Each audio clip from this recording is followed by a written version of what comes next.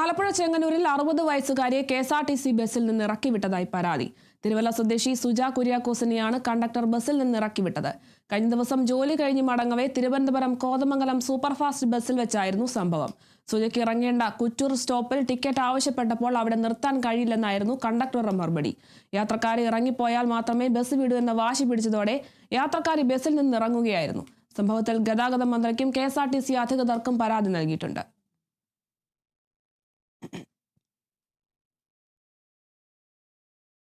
ചെങ്ങന്നൂരിൽ നിന്നും കുറ്റൂരേക്ക് പോകാനായിട്ട് കോതമംഗലം സൂപ്പർ ഫാസ്റ്റ് വന്നു. ഞാൻ കൈ കാണിച്ചു, ബസ് നിർത്തി. അവര് ടിക്കറ്റ് എടുക്കാനായിട്ട് വന്നു. അപ്പോൾ വെള്ളാവൂർ ജംഗ്ഷൻ കഴിഞ്ഞായിരുന്നു. കുറ്റൂരാന്ന് പറഞ്ഞപ്പോൾ അവർ പറഞ്ഞു കുറ്റൂർ സ്റ്റോപ്പില്ല.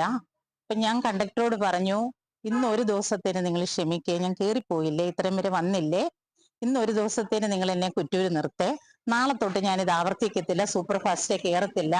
കാല് പിടിച്ച് പറയുന്ന പോലെ പറഞ്ഞു. എന്നിട്ടും അവർ കേട്ടില്ല. 5 മിനിറ്റോളം ആ ബസ് അവിടെ നിർത്തിയിട്ടു. എന്നിട്ട് അവർ പറഞ്ഞു പറ്റത്തില്ല, ഇറങ്ങിയേ പറ്റത്തുള്ളൂ എന്ന് പറഞ്ഞ് ഞാൻ ഇറങ്ങി. എനിക്ക് വളരെയധികം മാനസികമായിട്ട് അത് പ്രയാസപ്പെട്ടു.